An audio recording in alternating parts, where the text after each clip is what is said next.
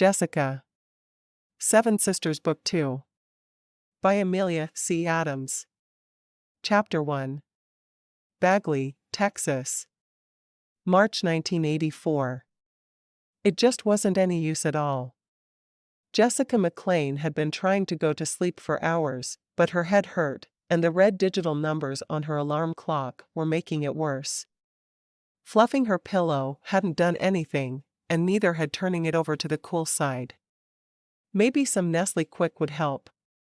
She walked into the kitchen and took the milk out of the fridge, thinking about what a strange evening she'd just had. Her father, Bob McClain, had asked the entire family to gather at the house that Saturday night to look at some new gadgets he'd gotten his hands on. Her father and his gadgets. She shook her head as she stirred the chocolate powder into the glass of milk. He was always getting the latest new things, and he showed them off like a breeder at a dog show. The weirdest thing had happened that night, though, something that had never happened before. Just as her father was showing them his discoveries, something about a GPS and a cell phone, there was a clap of thunder, and the lights went out. When they came back on, Jessica felt a little disoriented. Heather, her oldest sister, said she felt like some of the power from the electricity had gone into her, but her 5 other sisters hadn't said much of anything. Heather went home early, not feeling well, and now Jessica was on the sure brink of death from this dumb headache.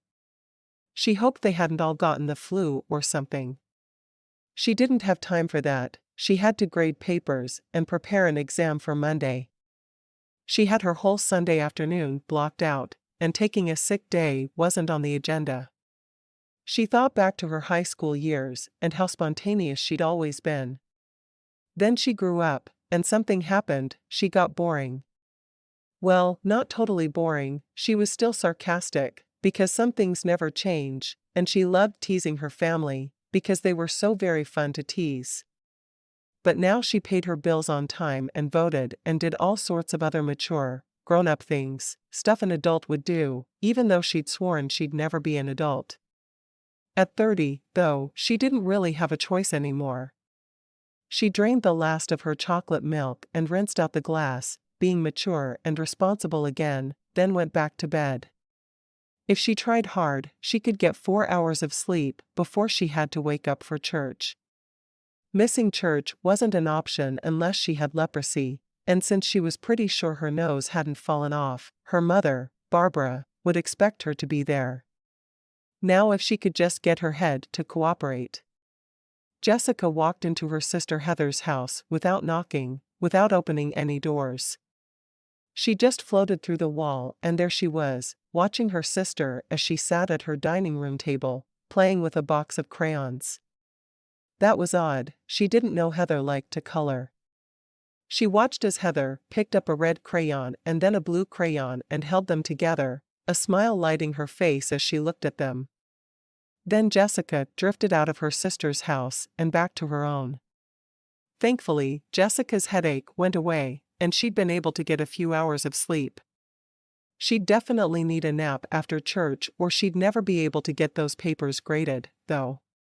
She stepped into the shower and let the hot water run down her neck and back to ease her stiff muscles. She didn't think she'd moved around once she'd gone back to bed, and staying in the same position all night always made her wake up feeling like a board. She badly needed a massage, but she didn't think she'd have time that week. As she toweled off, she suddenly remembered the dream she'd had. It was so strange. Heather was 32, why would she be playing with crayons at her age?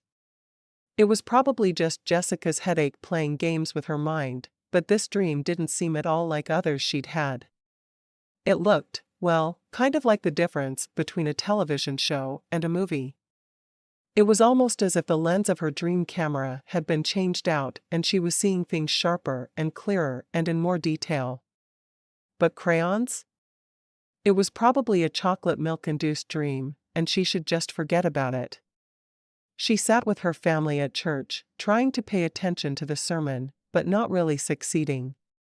Her mind kept drifting to crayons, and she noticed that her sisters seemed a little off too. They laughed and joked after the service like they always did, but it wasn't the same. She grabbed a quick lunch at her parents' house like she usually did on Sundays, then headed home to prep for school the next day. She loved her job working at the junior high, but some weeks were harder than others, and she'd really been struggling with a boy in her last class of the day. His name was Jake, and he seemed completely disconnected from the world around him.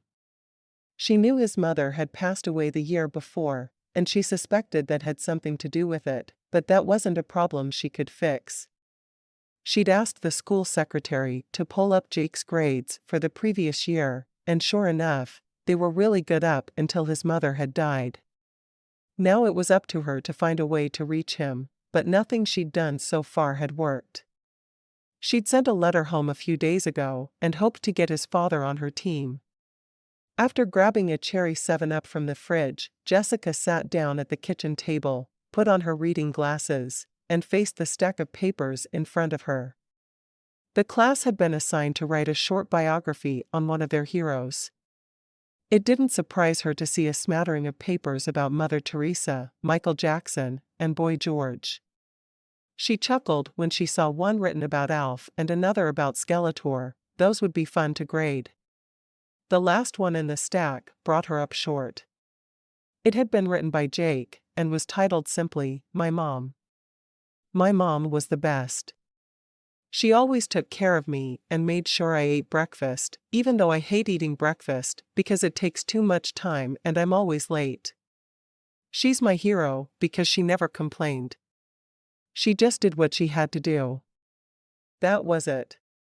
The assignment had specifically been to include a place of birth and a birth date for their hero, as well as other personal information about them, and this paper had none of that. How could she even begin to grade this paper, though? Jake hadn't done the assignment, but he'd shared a piece of his heart. Things like this made her job so much harder. She was supposed to hand out the graded papers the next day, but she felt like she needed a little more time to think about this one. She didn't want to do anything hasty, knowing it would have an impact on this boy. She'd hold off for a couple of days. The students would be distracted by the exam, and they probably wouldn't think to ask about their papers just yet. She glanced at the clock and realized she wasn't going to make it over to Heather's to watch their recorded shows together like they'd planned. She grabbed the phone and twisted the cord around her finger while she waited for her sister to answer. Hey, I'm behind on some stuff for school. Go ahead and watch your shows without me, okay? Heather chuckled. You're ditching me for school stuff? Yeah, I'm sorry. All right, I suppose I'll survive it. Talk to you later. Jessica hung up and went back to the table. Time to decide just exactly what sorts of torture to inflict, what questions should be on the exam for the next day. Chapter 2. A handsome dark-haired man sat next to a fireplace, light coming over his shoulder from a lamp in the corner of the room. He flipped through a photo album, at one point pulling back the magnetic plastic sheet to lift out a photo and stare at it. He wiped his eyes before putting the picture back. The front door opened, and a young teenage boy entered the house. Dad, he called out. The man looked up, startled, then shoved the photo album under the end table near his chair. In here, son. Why were you out so late? The boy shrugged. Anything to eat? Leftovers in the fridge. The man sighed as he watched his son go into the kitchen. After finishing her work Sunday night, Jessica had managed to climb into bed a little earlier than usual, but strange dreams had kept her from getting any deep sleep. 2 nights in a row? That was going to hurt when it caught up to her. The school day got started, and Jake slouched in a few minutes late. Jessica opened her mouth to say something to him, but then she remembered his essay, and she stopped. She wasn't going to give him preferential treatment by any means, but if she could think of a way to help him out, she'd like to try. She'd just have to get a little creative. She handed out the exam papers, smiling at the moans and groans that came up from the class. We didn't know there was a test today, Amanda said, her voice a quarter-inch away from being a whine. This is totally unfair. We should always be ready for tests, Dwight replied. Tests determine our academic placement and will therefore predict our futures. Typical reactions from both of them. She paused at Andy's table. He was one of the boys who lived on the McClain Boys Ranch, which was run by her uncle's family. They took in boys who had nowhere else to go and taught them valuable life skills. They did amazing things out there, and she loved to help however she could. Here's your test, Andy, she said, sliding the paper in front of him. Thanks, Miss McClain. He didn't look up to meet her eyes, which was odd. She'd thought they were pretty good friends. She went back to her desk and looked out across the room, her eyes wandering up and down the rows. Her gaze landed on Jake. The way he'd slumped into the room had reminded her of something, and not just the way he slumped into the room every day. It was like she'd seen it someplace else, someplace. Her dream from the night before. The boy in her dream had walked just like that, but she'd never been able to make out his features. He'd been in shadow the whole time. If her dream really was about him, someone she knew, why hadn't she identified him immediately? Weird. She pushed the thought aside and collected the papers just as the bell rang. I'll see you all tomorrow, she called out, sitting back down and putting the tests on the desk in front of her. She'd take a little time to grade them now. With the kids all heading for home, the school would be quiet in a few minutes. She glanced out the classroom window and saw Andy crossing the grass toward the school bus. His head drooped, and his feet scuffed the grass as he went. She trusted that her uncle would get to the bottom of it. Jonathan was really good at what he did. He took care of those boys like they were his own, even though there were dozens of them. Time to grade the tests. She bent her head to her work and was soon lost in the world of multiple choice. Jessica looked up from her desk when she heard a knock on the door. A tall, good-looking man stuck his head into the classroom. Hi. Are you Miss McClain? Yes, I am. How can I help you? He held up a sheet of paper. I got a letter saying that my son is about to flunk out of this class. This would be Jake's father. Jessica pulled in a breath, and then almost forgot to exhale. It was him, the man in her dream from the night before. She'd seen him plain as day while he flipped through his photo album, and now, as he stood in front of her desk, there was no mistaking him. But she'd never met this man before, never. How on earth had she known what Jake's father looked like? He'd missed parent/teacher conferences, he hadn't come to any of the school events, she didn't think she'd even run into him at the grocery store. Please, have a seat, Mr. Morgan, she said, feeling a little faint. I'm glad you wrote. It gives me the chance to explain what's been going on at our house, and to help you understand where Jake's coming from. Oh, great. Jessica loved this kind of talk, the kind where she had to explain that the students had to earn their grades regardless of their home life. She couldn't pass Jake if he didn't do the work, even though she did feel sorry for what he'd been through. Things have been pretty rough since Jake's mother died last year, Mr. Morgan began. He's been hiding in his room a lot, scribbling in a notebook, and then just lately, he started sneaking out at night. Did he sneak out last night? Mr. Morgan nodded. I went out looking for him around midnight, but then I realized it was probably best for me to wait for him at home. When he finally came back, I didn't have anything to say. He passed a hand down his face. It's been hard enough for me to deal with my own emotions. I don't know how to help him deal with his. I've been thinking about getting him some kind of counseling.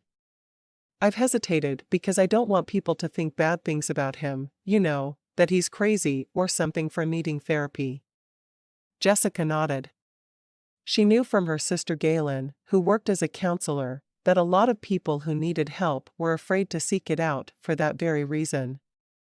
But in the meantime, I think Jake needs to keep pushing to do better, and I need to show him how it's done and be better about overseeing it. What do you think, Miss McClain? What are your suggestions for how we can turn this around? Pardon? What he just said was such a large departure from the string of excuses she'd come to expect that for a moment, she couldn't come up with a reply. Jake's failing grade. How can I help him make up for it? Oh. Right. Jessica swallowed. I put together a packet of assignments Jake's missed. I'd planned to deliver it to your house, but here you are. She reached into her desk drawer and removed the envelope. Some of these assignments can be done rather quickly, but there's a paper due by the end of the month, and that one might be more difficult to finish on time. I'll see to it that it's done. Mr. Morgan looked down at the envelope. I'm to blame for a lot of this, he said, almost to himself. When my wife died, I went into a blue funk, and I was just going through the motions. I got dinner on the table, but I never asked about homework, and a lot of things slid past me. But now I'm ready to set things right. He cleared his throat and looked up to meet her eye. Sorry. You don't need to know my whole sad story, just that things will be different from now on. I'm glad you're doing better, Jessica replied. That means Jake will too. Yes.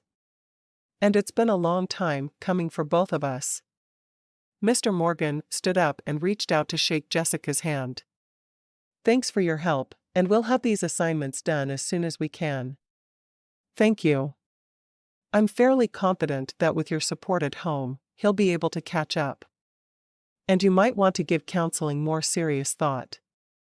We're used to thinking of it for people who are suffering with severe mental health issues, but more and more these days, it's being used to help people navigate through all kinds of difficulties. Here. She reached into her desk drawer. This is my sister's card. She might be able to help, and if she can't, she'll refer you to someone who can. Mr. Morgan slipped the card into his pocket. Thank you, Miss McClain. Jake's a good kid, he just needs some guidance, and I'm ready to step up my game and be that person for him. We've got to make this work, for him and for me. That kind of determination is why you'll succeed, Jessica replied. I have to be honest, I talk to a lot of parents who are sure their children are failing because of me, and it has nothing to do with their poor academic work. I worry about those kids because they aren't being taught to earn what they get. You're going to be all right, Mr. Morgan. Not overnight, but it will happen because I can see your commitment to your son. Please, call me Kent, he replied. And thank you. That gives me a lot of hope, maybe I haven't let this go too far afield.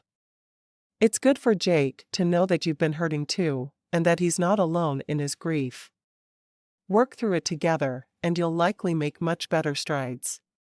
Kent nodded. I'll definitely sit him down tonight and we'll talk it out. Thanks, Miss McClain. Jessica exhaled with relief as he left the classroom. That had gone about 12 million times better than she'd expected, except for the very weird discovery that she'd dreamed about Kent and Jake just the previous night. How had that even happened? She'd never met Kent, and he was the prominent person in her dream. She knew Jake well, but he was in shadow the whole time. She rubbed at her temples. That silly headache was coming back, the one she'd been fighting ever since that zap thing had happened at her parents' house. The zap, she chuckled. Like it was some kind of big deal, when it wasn't. Power outages happened all the time. As she was cleaning up her desk and deciding what to take home with her that afternoon, she came across Jake's essay, and she read it over again. If Jake was spending time scribbling in a notebook, like his father said he was, that meant he was writing something, and that meant he had some talents he was holding back in class. However, this essay, no matter how short, showed some real emotion, and that was something not every writer learned how to do. She finally picked up her grading pen and wrote B in the corner. Then she wrote, "Thank you for sharing a little bit of your mom with me. Next time, please remember to follow the assignment and include her birth date and place. Considering the shortness of the essay, she probably should have given him a B-, but again, it came back to the emotion he'd shared, and that was important. She shook her head as she gathered up her bag and tucked her reading glasses in the side pocket. Was she doing the very thing she'd said she wouldn't? Was she cutting him slack? Had she been influenced by his pretty good-looking father? No, that was silly. She hadn't even noticed his father's looks right off the bat. She'd been able to remain objective and professional through their whole meeting. And that's what she'd keep doing. It was her job. Kent sat in the driver's seat of his car and flipped through the assignments Jake was supposed to do. They all looked pretty straightforward. If they buckled down and made it a priority, they could get caught up and turn things around before it was too late. He only wanted what was best for his son, and that meant getting more involved and making sure Jake was on top of things. Jake also deserved to have a father who had come back to life. Kent had told Miss McClain a little of what he'd been through, but he hadn't told her everything, about the darkness that had surrounded him, how he'd barely wanted to eat for days after the funeral, how he'd nearly lost his job because he just couldn't bring himself to care. If it hadn't been for Jean, Amy's mother, stepping in to help with Jake, Kent didn't know how they would have made it through that rough time. Amy would have wanted you to take care of yourself, she told him. She never would have wanted you to punish yourself for what happened to her. But husbands are supposed to take care of their wives, he'd insisted. And you did, up to the very end. But you don't have power over life and death. I know Amy thought you hung the moon, but even you're not powerful enough to conquer death. She'd patted his hand. It's time for you to get back to living, Kent. For your son, if for no other reason. And then the letter from the school had come, and Kent realized he couldn't continue to live with his head in a box, hiding away from the world. It was time. He was going to commit to his son and to giving him a better life. And that began with sitting down and having a frank talk about school, about goals, and most importantly, about how much he loved him. Chapter 3. It had been a month since Jessica's meeting with Kent Morgan, and she'd seen some improvements in Jake's work. He turned in a few of the assignments from the packet every week, and he did submit the paper by the end of the month. Jessica was impressed by his new focus. However, that focus seemed limited to his homework, as he still didn't participate in class, and she had to wonder how many of his assignments had only been done because his dad had pushed him into it. She'd hoped that Jake would show more interest and initiative on his own, but at that point, she'd take what she could get. She hadn't had any more strange dreams, and she'd decided that it was some sort of crazy weird coincidence. She must have seen Kent with Jake somewhere and held on to that image in her subconscious. It didn't mean anything. Hey, she said, taking a seat at the restaurant table across from her sisters Tracy and Rebecca. Where's everyone else? They all had work stuff, Rebecca replied. I guess it's just the three of us. We'll survive, Jessica said. She loved getting together with her sisters for lunch. They saw each other at their parents' house every Sunday, but it was great just to sit down together and chat and not feel like Mom and Dad were overhearing every word. And if food was involved, that was even better. So, how are the two of you doing? Jessica asked. I'm great, Rebecca said. Although, you might think I'm a little nuts. I already think you're nuts, so that's not a big deal, Jessica said. What are you up to now? I think I want to go to medical school. That was definitely a surprise. Rebecca had gone to nursing school and now worked at the local hospital, and Jessica had thought she was happy there. Wow. What brought this about? Rebecca toyed with her fork. I just think there's a lot more I could be doing than I am. I think that's awesome, Tracy replied. You're a great nurse, and I can totally see you being great as a doctor. Thanks, Tracy. Rebecca turned to Jessica. What do you think? I think it's a gutsy move, but I also think you can do it, Jessica told her. Have you told Mom and Dad? Not yet, I'm heading over there tonight. I don't think they'll have any objections, though. Do you? Jessica shook her head. They'll be great with it. All they've ever wanted is for us to be healthy and happy. True. I just don't want to disappoint them, they cheered me on so much during nursing school. This will just be like nursing school to the max, Tracy pointed out. You'll still be doing medical stuff, but now you'll have the ability to do more, like you said. The waitress came around and took their orders, then returned shortly with their drinks. Jessica had just taken a sip of her cherry 7-Up when she noticed Kent Morgan come in and take a seat at a table near the window. He looked a little edgy, and she wondered if he was meeting someone. Maybe a blind date? She turned back to her sisters. It was probably inappropriate for her to be speculating about the love life of the father of one of her students. Anything new going on with you, Tracy? Not a lot right now, no. I'll just have to live vicariously through Rebecca and her new dream. The waitress brought their food, and Jessica thanked her for being so quick. She'd asked for the fastest thing on the menu because she had to get back to school. She had a student teacher working with her that day, but she wasn't going to leave anything to chance, or feed the student to the lions on her first day. Out of the corner of her eye, she noticed a man in a dark suit joining Kent at his table. They shook hands, and then Kent pulled some papers from a folder and handed them over. Looked like a business lunch. Well, that ruined Jessica's theory about a blind date, but in a crazy way, she was a little relieved, and then she felt silly for feeling a little relieved. Again, she had no right to speculate, and no right to care one way or the other. She and her sisters kept chatting while they ate, but her attention kept drifting over to Kent's table. He signed something that looked like it might be a contract, and he ate lasagna for lunch. With garlic bread. She couldn't tell if it was Coke, Pepsi, or root beer in his glass, but it was definitely a dark brown soda, and he didn't use a straw. I think we've lost her, Tracy said.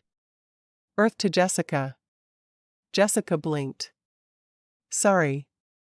I was just zoning out there for a second. We noticed, Rebecca replied. You've spent more time at that table than you have at ours. Who are those guys? The one on the right is the father of one of my students. I don't know who the other one is. I didn't know fathers of students could look like that, Tracy said. Almost makes me want to go into teaching. But he's married, right? Rebecca said. He has a kid in Jessica's class. If he were married, I don't think Jessica would be staring at him the way she is, Tracy replied. I'm not staring at him, Jessica protested. I'm just curious, because he looks a little stressed out. She glanced at her watch. And I'd better go, lunch period's almost over. Tell your sisters that they're party poopers for not coming. They're your sisters too, you tell them, Rebecca said. Hang on a sec. She dug in her purse, pulled out a bottle of aspirin, and handed it to Jessica. Here you go. Jessica looked at the bottle. What's this for? Your headache. I don't have a headache. Although, now that Rebecca mentioned it, she did feel some pressure in the center of her forehead. Sure you do. You mentioned it when you got here, Rebecca said, her cheeks going a little pink. Huh. Kind of weird. Maybe I did, Jessica replied, even though she had no memory of it whatsoever. Thanks for the aspirin, you'll make a great doctor. She waited until she was back at the school to take the pills, and then she was more than glad she had them.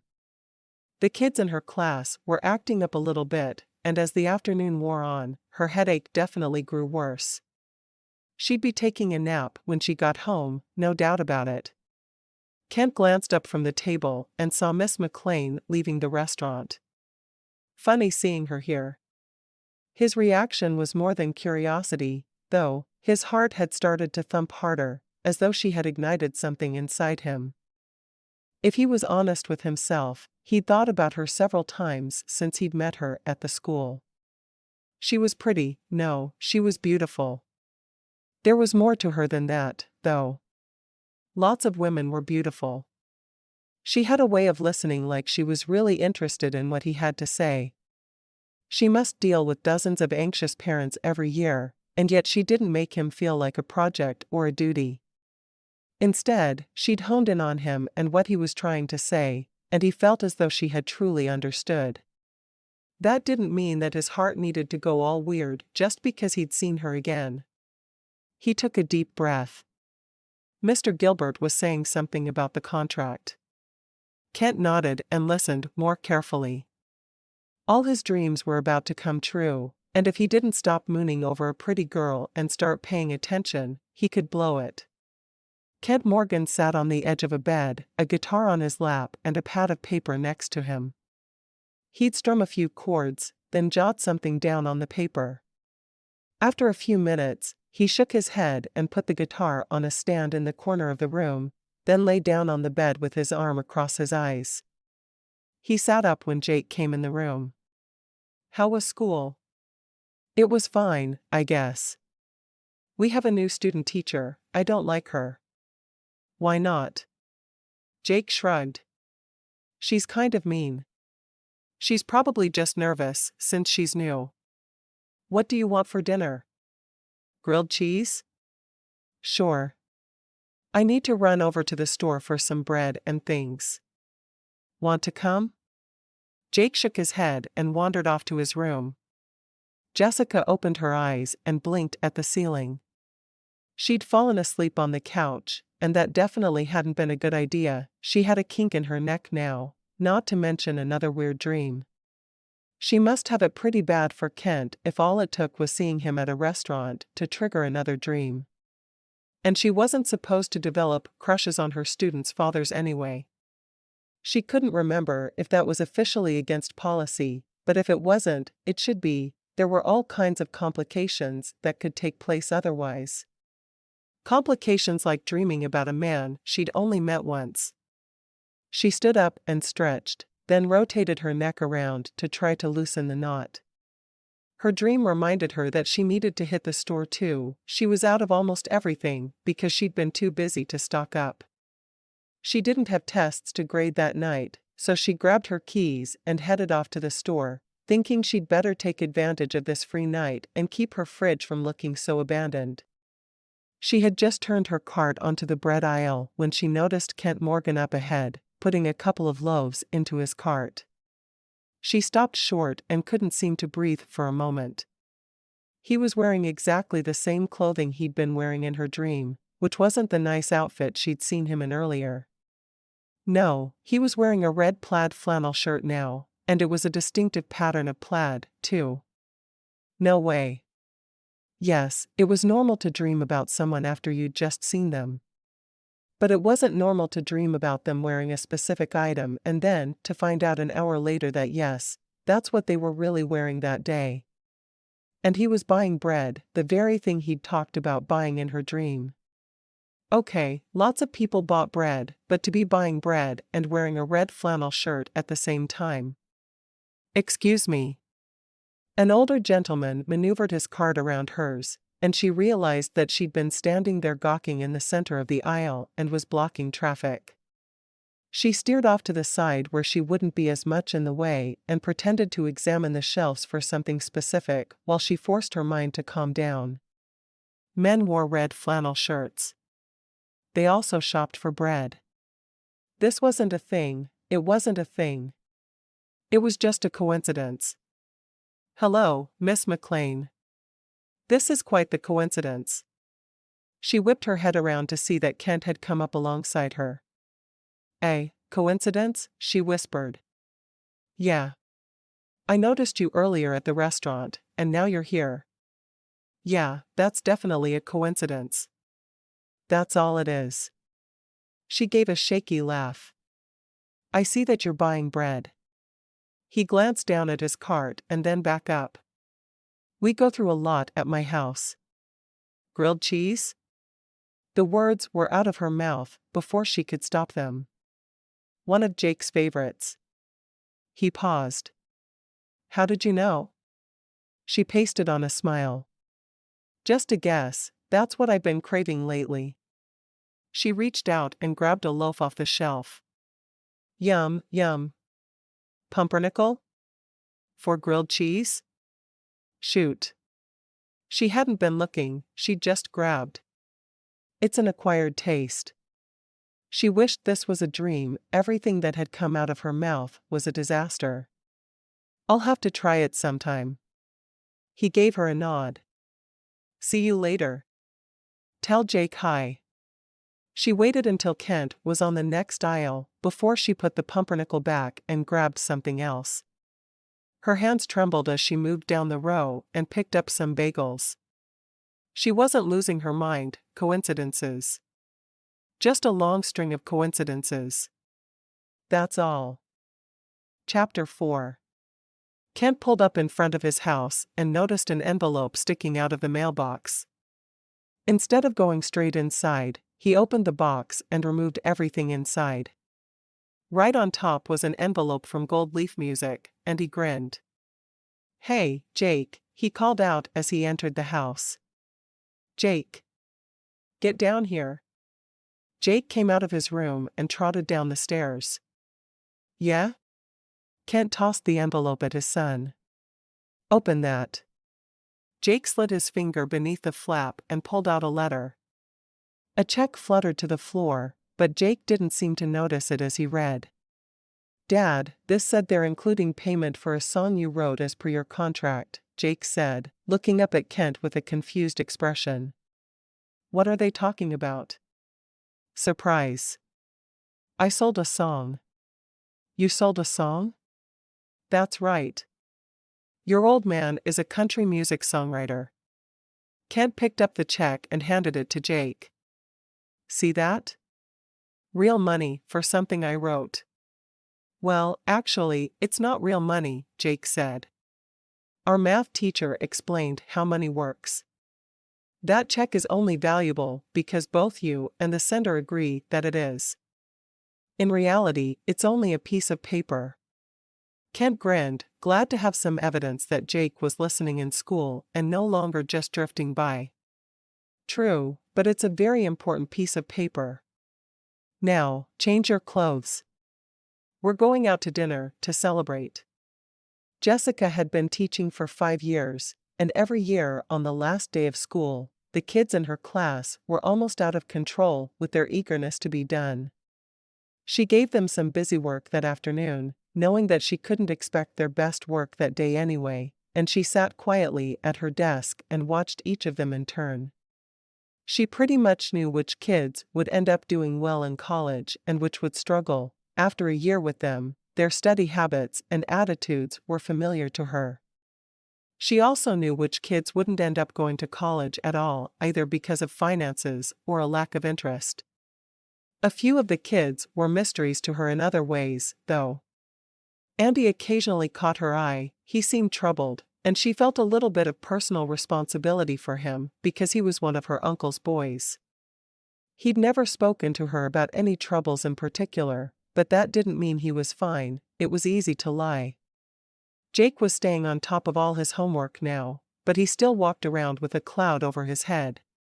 She didn't know what it would take for that cloud to go away, but she didn't worry about his school performance anymore. Kent had taken the situation in hand and was really making a difference in Jake's life. She'd decided on an A- for his final grade, based on how much he'd stepped up to the plate since March. March, had it really been that long? The year had been flying by. Maybe that's because she'd been keeping herself extra busy. With too much spare time on her hands, she sometimes found herself brooding, and that wasn't good for her. Or anyone.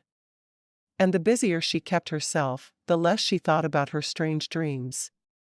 She'd only had a few that fell into the Twilight Zone category, and the rest were normal things like her teeth falling out, but just those few were enough to give her the heebie-jeebies. The kids finished up their worksheets just as the bell rang.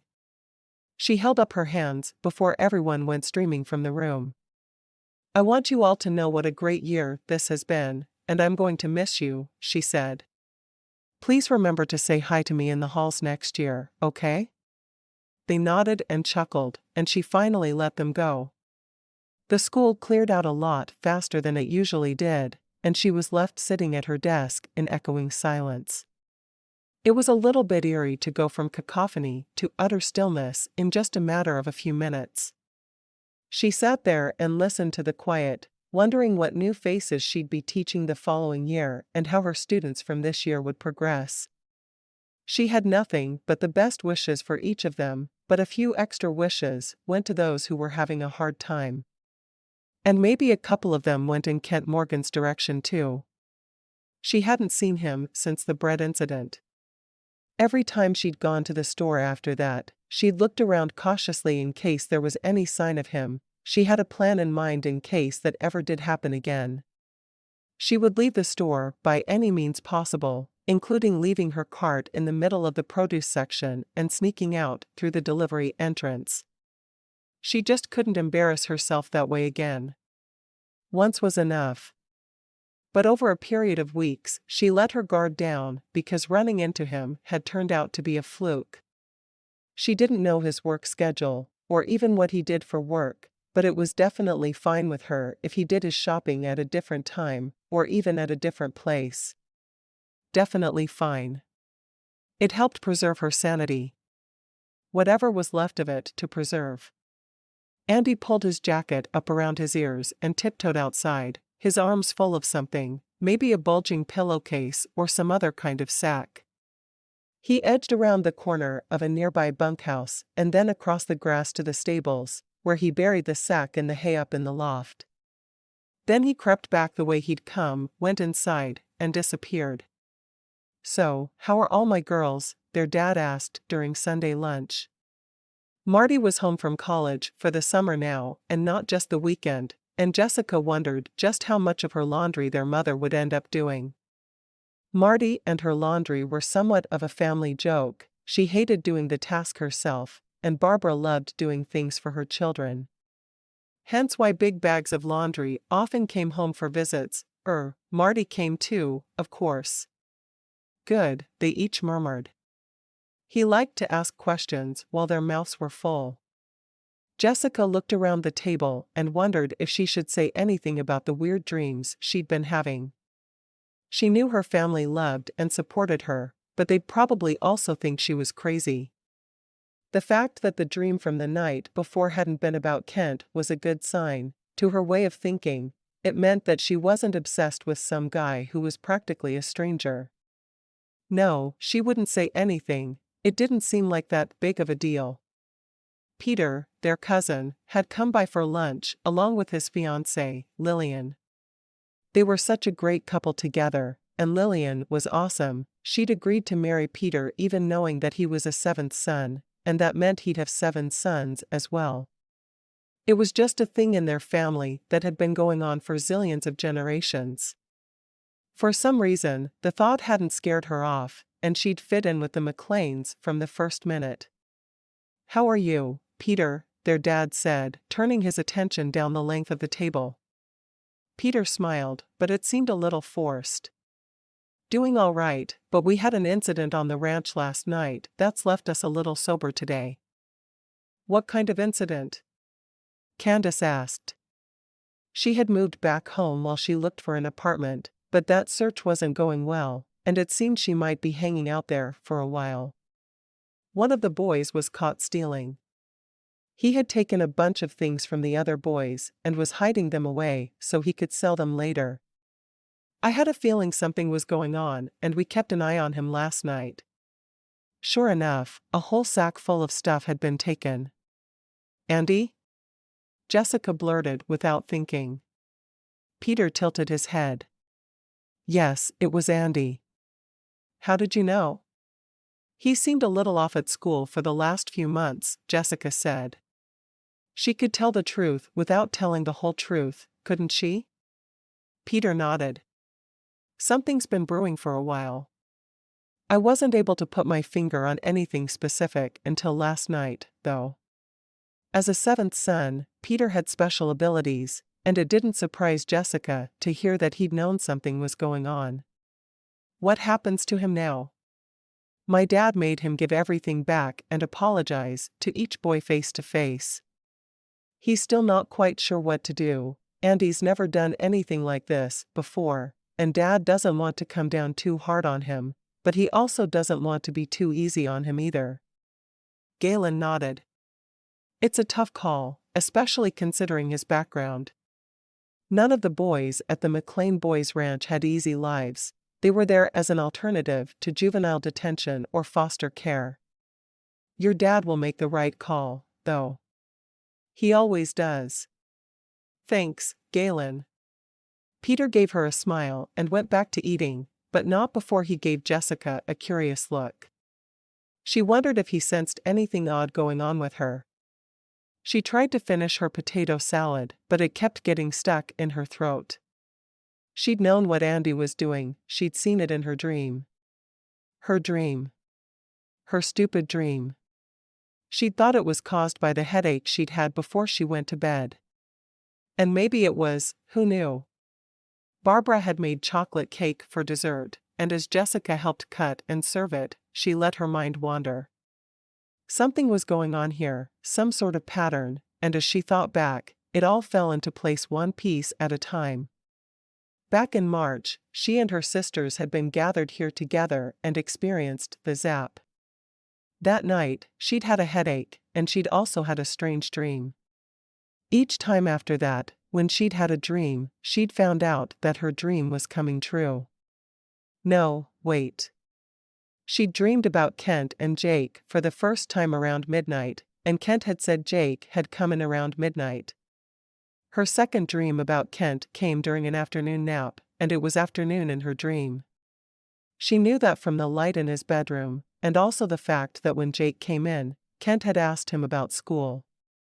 Last night's dream about Andy had taken place late at night. Was she dreaming about things as they happened? She turned to Peter, who was clearing plates off the table. What time did Andy hide the things in the barn? Around 1 a.m, but I never said he hid them in the barn. Peter glanced around, and so did Jessica. Everyone else was busy helping to clean up after the meal, and no one seemed to be listening to them. He took a step closer to her. Are you all right, Jessica? I am. She gave him a smile. No big deal. He nodded, then turned back to clear the table, but he clearly wasn't convinced. She should have known he'd pick up that something was going on, but he'd tell her if he knew what it was. She knew that about him.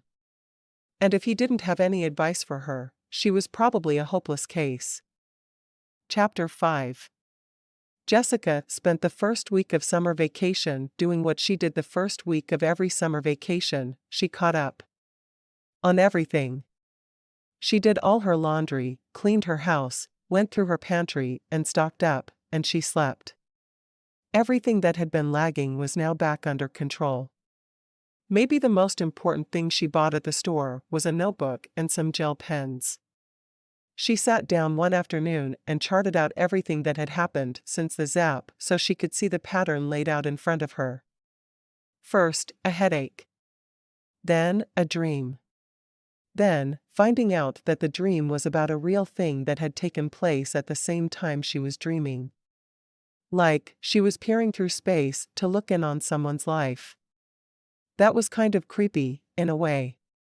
Why and how was she spying on these people? The next thing she realized was that she had a personal connection with each of these people. The first was about her sister Heather, and the others were about students in her class. Well, when she'd dreamed about Kent, Jake seemed like an afterthought, but that was probably just a glitch in whatever this was. She wasn't sure. She'd had a dream that her next-door neighbor was lonely, so she went over the next day with some cookies, and they'd had a great visit. But what was the purpose of all of the rest of it? And there was one dream that still had her baffled. She went over to Heather's house that Saturday night to watch their favorite TV shows together, and during a commercial, she turned to her sister and said, "Do you like using crayons?" Heather blinked. Crayons? Sure, I guess. It's been a long time, though. I think I was 11 or 12 last time I colored. Why do you ask? Jessica shrugged. No reason. Oh, look, the love boat is coming back on. When she got back to her house that night, she put a question mark next to her dream about Heather. She had no idea what it meant, and it might not even be connected to the other dreams. It had looked the same, though. It had the same sort of feel, and Jessica had no way of knowing what made it different.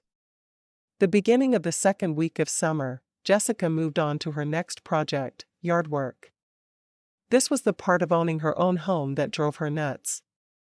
She enjoyed being alone when she wanted to be. After growing up with 6 sisters, that was natural, but all the maintenance was exhausting.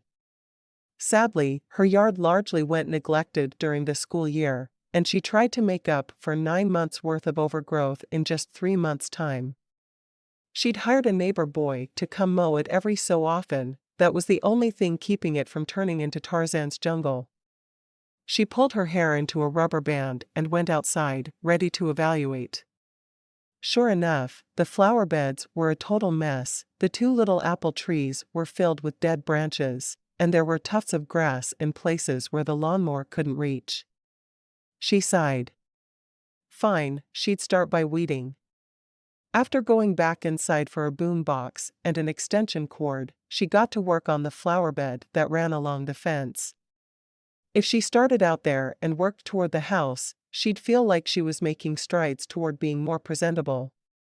She had only been working for about 15 minutes when a Hyundai drove by, turned, and came back, parking in front of her house. Miss McClain? She looked up to see that Kent Morgan had gotten out of the car and was now leaning on the top rail of her fence. Oh, hi. I was just driving by and noticed you out here. I swear, I had no idea you lived on this street. She brushed off her hands and stood up. I don't know, it sounds to me like you're trying to convince me that you're not a stalker. I'm not, I absolutely promise you.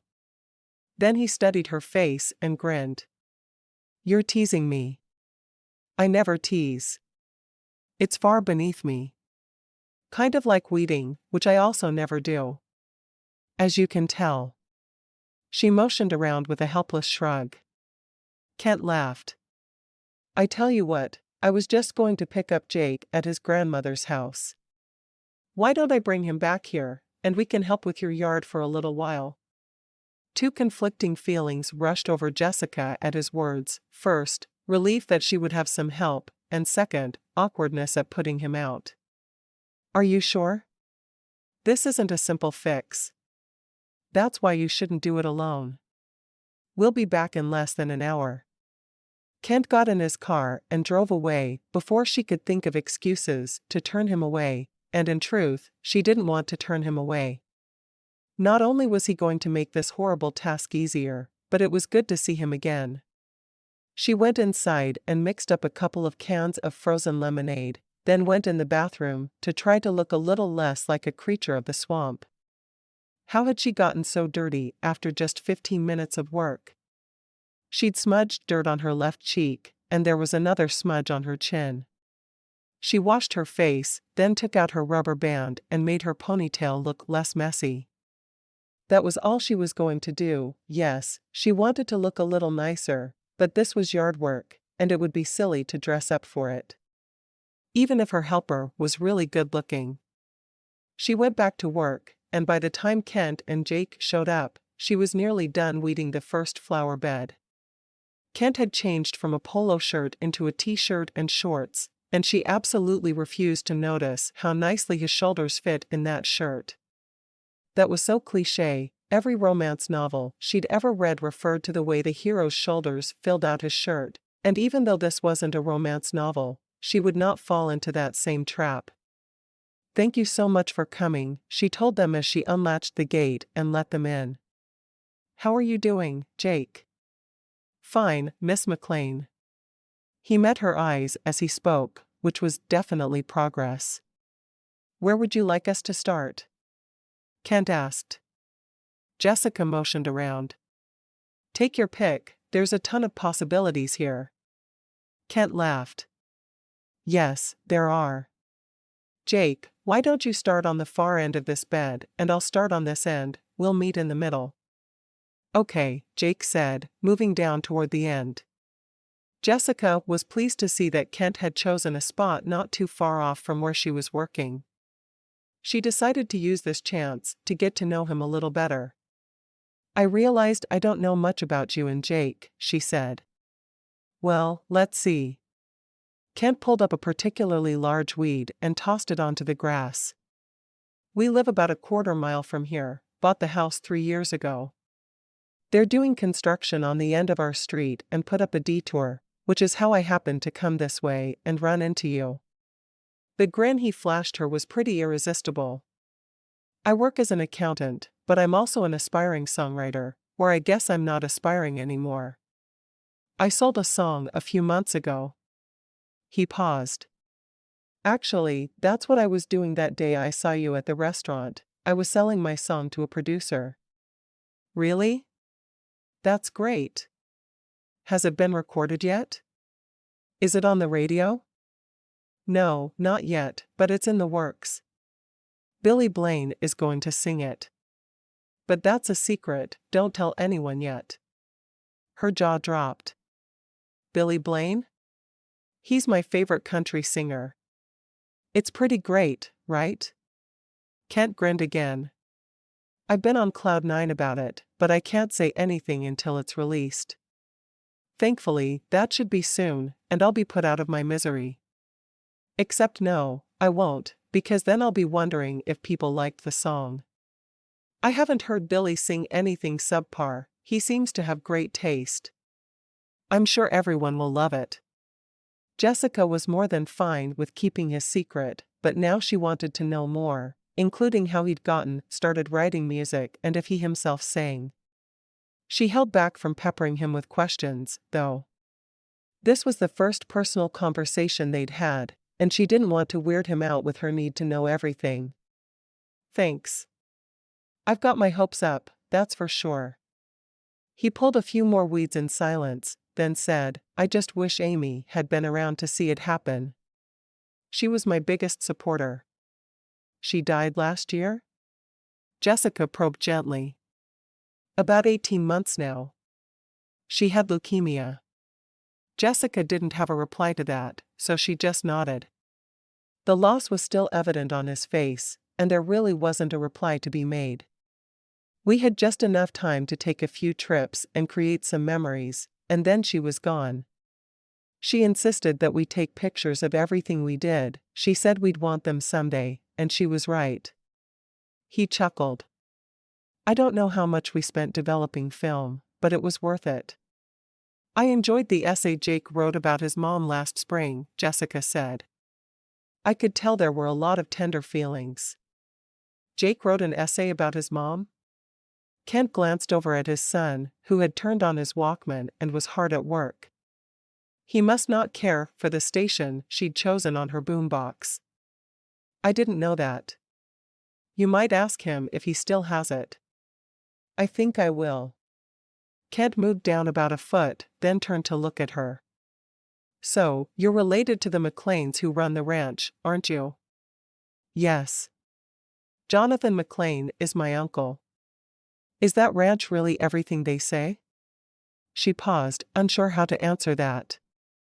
Because of the special gifts that ran through the men of the family, rumors sometimes circulated that the McClains were odd, and she didn't know if that's what he was talking about. I keep hearing about their track record, how they can take boys in hard situations and help turn them around. Yes, absolutely true, Jessica replied, glad that he'd asked an easy question. She wouldn't have known how to answer if he'd asked anything else. Do they ever work with boys who don't live at the ranch? Like an outpatient program, not that Jake would be a patient or anything, Kent rushed on to explain. I was just wondering if there were any activities that Jake could get involved in. I've heard they teach a lot of stuff about life skills, for instance. I'm not aware of any classes that they offer to the public, but I'll ask my uncle, Jessica replied. I'm sure he'd be more than willing to have Jake out for an afternoon here and there. As soon as she spoke, she realized she couldn't make that kind of promise.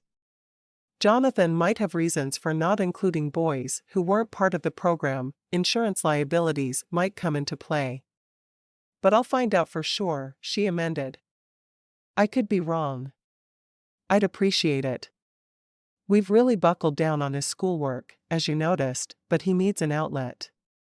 He doesn't have many friends, and I think it would do him a world of good to be in an environment where he's surrounded by other boys who are all trying to move on to positive things. Jessica sat back and regarded him. You're a good father, Kent. I hope you realize that. He looked surprised. I'm just pushing onward the best I can. No, I'm serious. I know you felt down on yourself when we first met, but you're really amazing.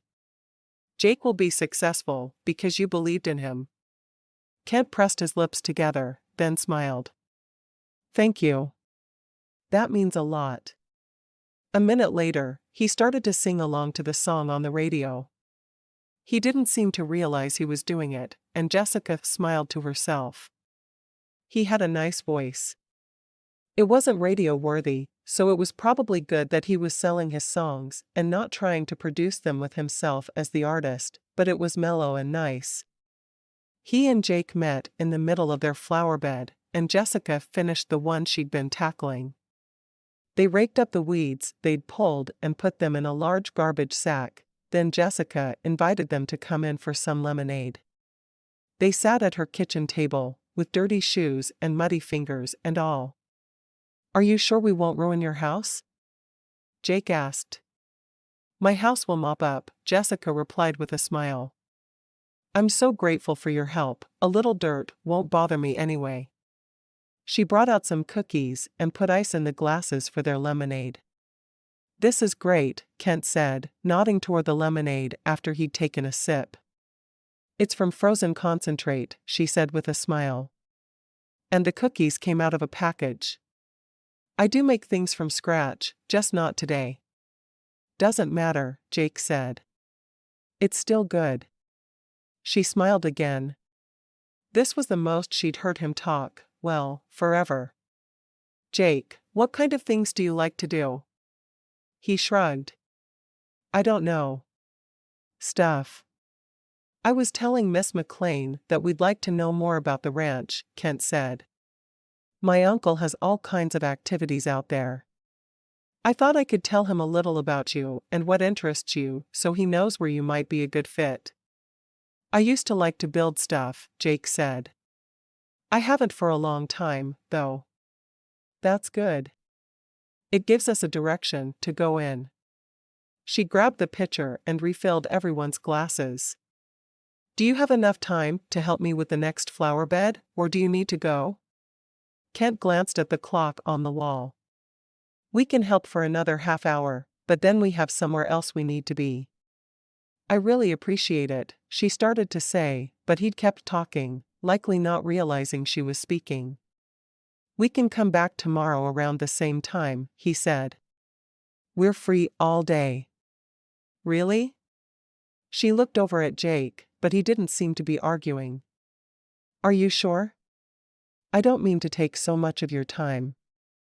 I don't have a lot going on at work right now, and it's summer, so Jake's got lots of free time.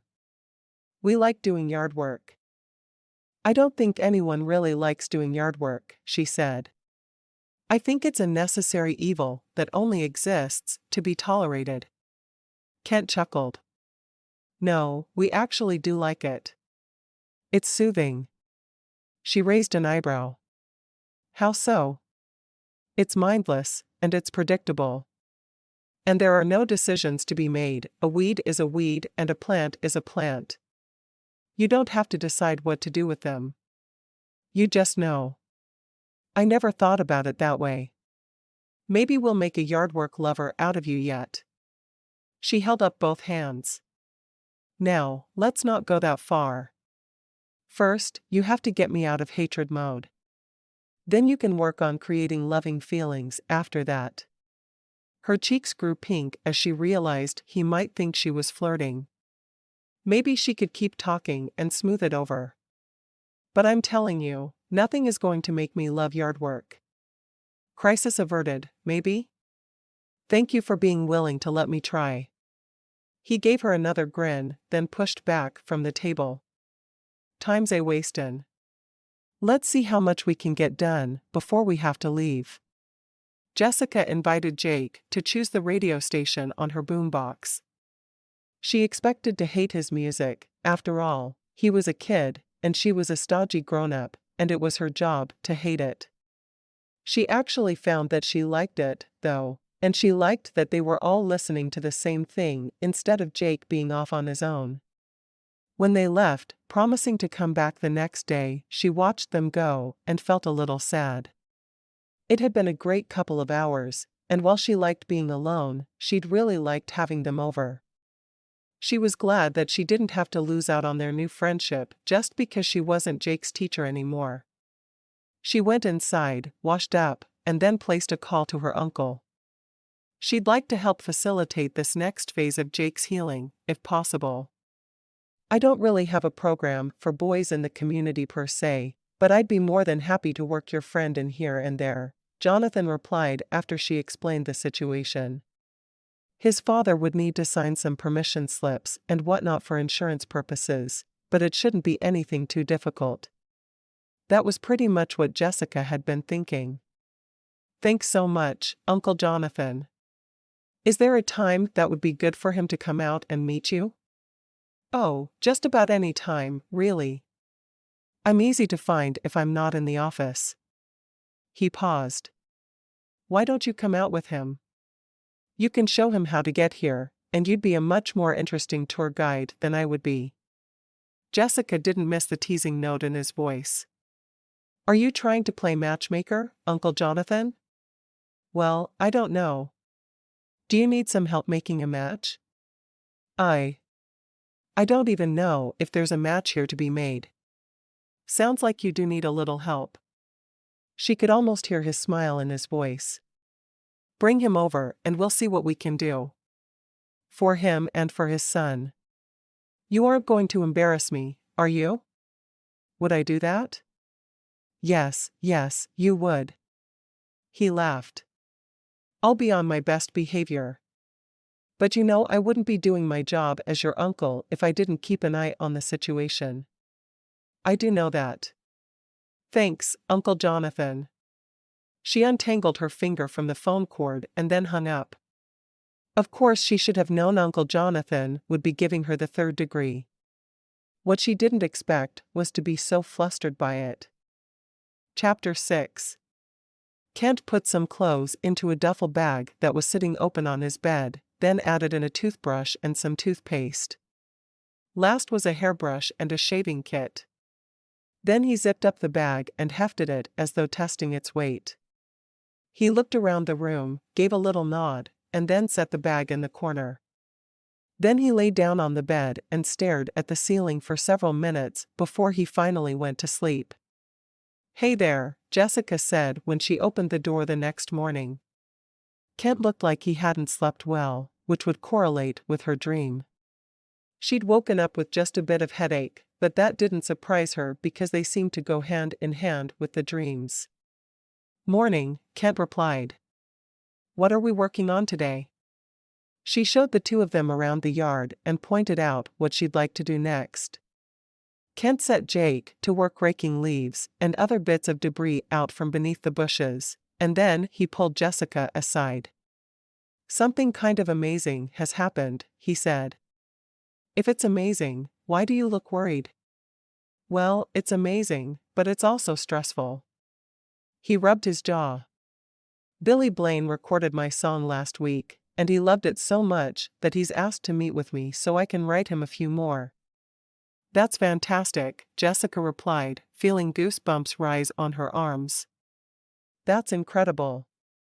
This means your career as a songwriter is about to explode. Yeah, it's definitely a good thing. It's just. Yes? I'm supposed to fly out tonight to join Billy's tour and spend about a week with him. I've arranged for Jake's grandma to take care of him, but he's going to be bored, and I'm also worried about something happening while I'm gone. I worry too much sometimes. Jessica nodded. I understand. That's what parents do.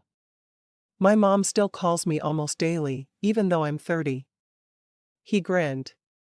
I thought women weren't supposed to admit their real ages. Hey, I have nothing to be ashamed of. I've done a lot with these 30 years of mine. She thought for a minute. Why don't we head out and visit my uncle today, and if you hit it off, Jake's grandmother could take him out there for activities while you're gone. Or I could give him a ride, if that's all right with you. Kent nodded.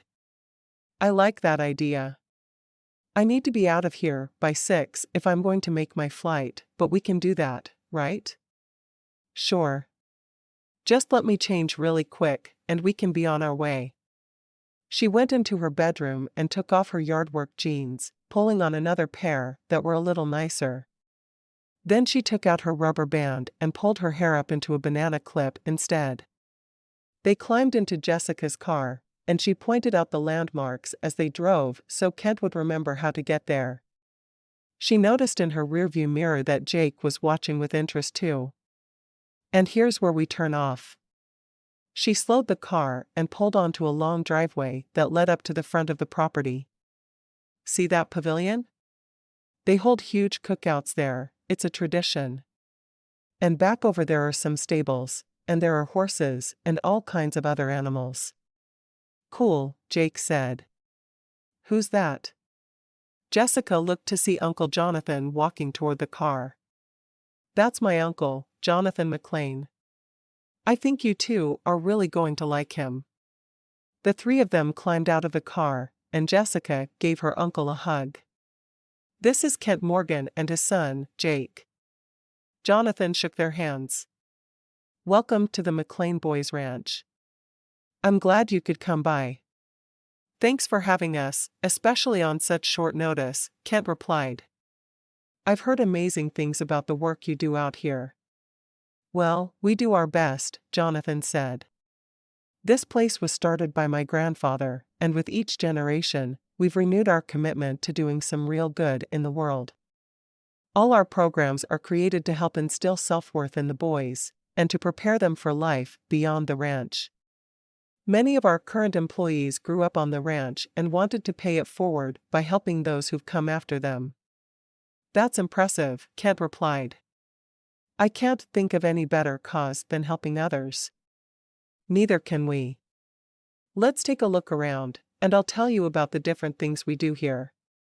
Jonathan gave Jessica a wink as they began their walk around the property. She gave him an exaggerated eye roll to let him know that she knew what he was thinking. She didn't know of any male matchmakers, but he was certainly angling for the job.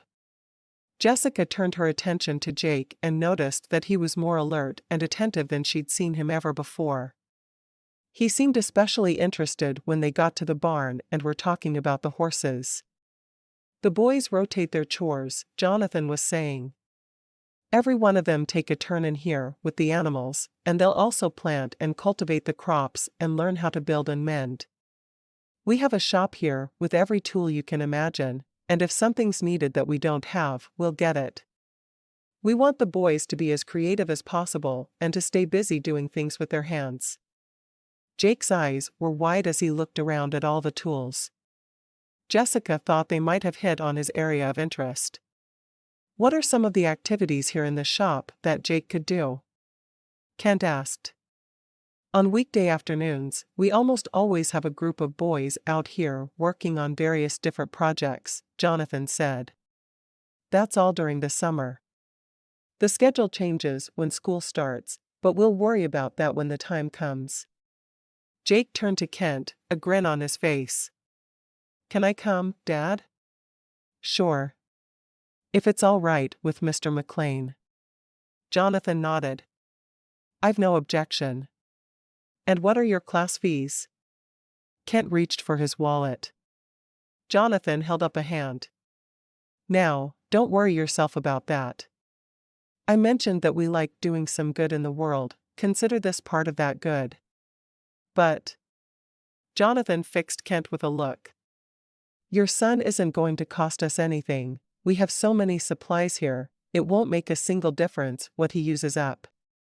And you think we'll even notice an extra boy? We currently have 25 out here, that's right. 25. I think we can handle 26. If you're sure. Of course I'm sure. Jessica, am I sure? She smiled. Yes, he's sure. All right. Thank you, Mr. McClain. This means a lot to me. And it means a lot to me too. It means one more boy will have a great summer. They spent another half an hour walking around the property. Kent looked thoroughly impressed, and Jake looked like he couldn't wait to get started. We'll see you tomorrow, if that's when you'd like to kick this off, Jonathan said to Jake as they were getting ready to leave. Yes, sir. That is, if I can get my granny to bring me out here.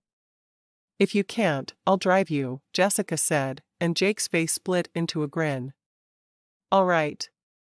Thanks, Miss McClain. Seeing his smiling face, she knew this was the right call. He just needed some way to feel connected and important again, and by working on something that was his true passion, he'd be all right. There was a different vibe in the air at the boys' ranch, something Kent had never felt before, but it warmed him from the inside out.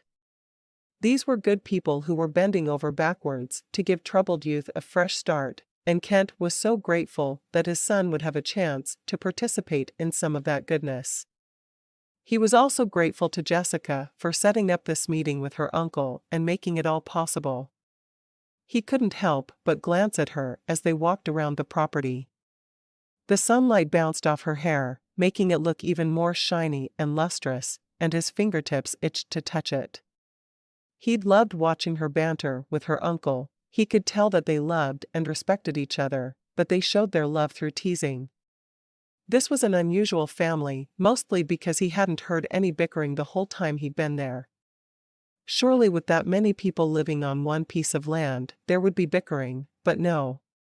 Instead, they were all working together toward common goals, and it was unlike anything he'd ever seen. When they came around to the front of the main house, several boys were pouring gravel onto the ground from a wheelbarrow, and several more boys were spreading the gravel around neatly with shovels. It looked like they were creating a tidy walkway past the flower beds. If he and his friends had been asked to do that when they were teenagers, he was positive they all would have rebelled, but these boys seemed to enjoy what they were doing. So, what do you put in the Kool-Aid? He asked. Jonathan laughed. Not a thing. They're not drugged or brainwashed. We pay them for their work, and that gives them a chance to understand the correlation between working hard and getting rewards. Plus, they know we're having a cookout tonight, and so they want to hurry and finish up so they aren't late for that. A positive reward system, Kent said, nodding. Yes. And in addition, they're not only learning how to work hard for a boss, but they're learning how a boss should treat them. From here on out, if someone tries to take advantage of them or to push them beyond what's reasonable and fair, they'll recognize the need to stand up for themselves. They work hard here, but always within proper limits, and always with the right amount of respect. Kent nodded again. I tell you what, Mr. McClain. I came here today prepared to like you, but I'm a bit caught off guard by just how much I respect you. Keep up the good work out here. Thank you, Jonathan replied. I intend to do just that. Chapter 7. When they got back to Jessica's house, Jake climbed in his dad's car to get ready to go, but Kent didn't seem to be in a hurry. Instead, he leaned against Jessica's car and folded his arms across his chest. You know, you're something else, he said. I feel like you were brought into our lives for a reason. Have you ever felt that way about someone? Yes, she replied. And I believe it, our paths intertwine for our best good. I've seen it happen over and over again. Well, you're that for me. The changes in Jake. I can't take credit for any of that, she protested. You did that for him. I did a lot of it, but you inspired it, he replied. I wouldn't have known the first thing to do without your encouragement. Yes, you would. All I did was give you some homework assignments. And you gave me the hope that it was possible. He reached out as if to take her hand, but then he shook his head and stepped back. I'll be gone for about a week, but when I get back, I'd like to see you. As in, I'd like to ask you out on a date. Her heart gave an extra beat. You would? Very much. I haven't dated anyone since Amy died, but somehow, I have the feeling that you're the one I should be asking. Something's going to have to happen before that. Oh? What's that? You're going to need to stop calling me Miss McClain. My name is Jessica. He smiled. I can do that.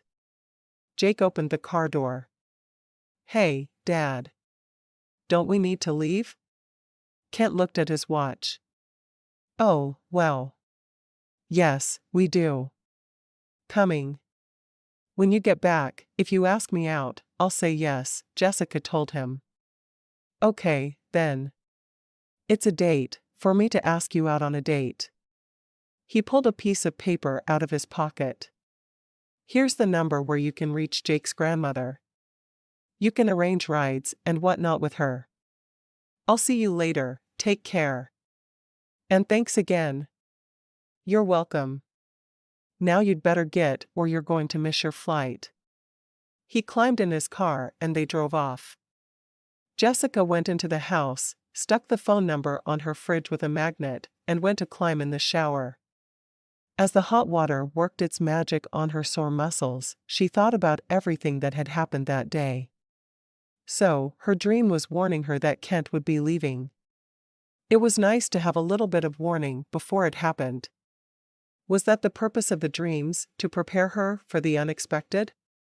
If that was the case, it would make sense that the dreams were being guided by some outside force, but she couldn't imagine that. It was so tangled up in her head, she didn't know if she'd ever be able to get it all sorted out. One thing she did know, Kent was interested in her. He'd been a little shy about asking her out, but his feelings were written all over his face, and she couldn't be happier. It had been a long time since she'd dated anyone, but she felt the same way Kent did. They were the right ones to break the long streak for each other. She'd be the first after Amy, and Kent would be the first after that long-haired hippie who had ripped her heart into a million pieces and left her standing in the middle of the rubble. Whatever his name was. The jerk. Anyway, that was in the past, and she wanted to focus on the future now. The very awesome and amazing future that had Kent Morgan in it. Kent exhaled as he settled into his seat on the airplane. He'd barely made it on time, but now there he was, flying out to Kentucky, where he'd be joining Billy Blaine's tour already in progress. This was the kind of opportunity he'd been working toward his whole life, and now that it had finally arrived, he was more grateful than he could say, but he was also nervous. In the past, whenever he'd imagined his dreams coming true, Amy had been there at his side. He knew he'd have to be gone from time to time, and he'd pictured her at home with Jake. Now, he was leaving Jake with his grandmother, and while Jean loved the boy fiercely, Kent was worried that she wouldn't be able to handle every eventuality that might come up. He smiled to think about Jessica. He'd given her number to Jean, so now they should be fully connected, and he'd told Jean to turn to Jessica in case of an emergency. He knew Jessica wouldn't mind, and it gave him a greater measure of peace. His own parents lived in California and were dealing with failing health, otherwise, they'd be more than happy to be another line of defense. The plane taxied down the runway and then launched into the sky. This was Kent's least favorite part of flying, that moment when they were going so fast that he felt pushed against his seat. It was the realization of something far stronger than he was controlling his movements, and for those few moments, he felt trapped. But as the plane lifted into the sky and leveled out, that feeling faded, and he was able to relax again. If this panned out, if he was able to write 3 songs for Billy, he swallowed. Jessica was right when she'd said this would launch his career. Of course, he was only as good as his next song. He wasn't naive enough to think that 1 or 2 hits would set him up for life. What they would do was put him on the radar, and then he'd have the chance to prove himself to the market at large. What an exhilarating, terrifying thought. "It's so good to meet you, Mrs. Rohan," Jessica said, taking the older woman's hand in hers. "And it's good to meet you." Jean Rohan peered at Jessica curiously. "Please, come in." Jessica stepped over the threshold and smiled. This house was absolutely everything a grandma's house should be. There were crocheted doilies everywhere, cross-stitched sayings on the walls, and the scent of cookies lingering in the air. What a lovely home. It's modest, but it's cozy. Which is exactly why it's cozy. Jessica took the seat she was offered. "How long have you lived here, Mrs. Rohan?" "Please, call me Jean." "And let's see, we bought the house about 40 years ago. We lived in a tiny apartment when we first got married, and we scrimped and saved and were finally able to come up with a down payment for this. We were so happy to get it that it never occurred to us to move after that." "And why would you want to?" "This house is perfect. We've been very happy here.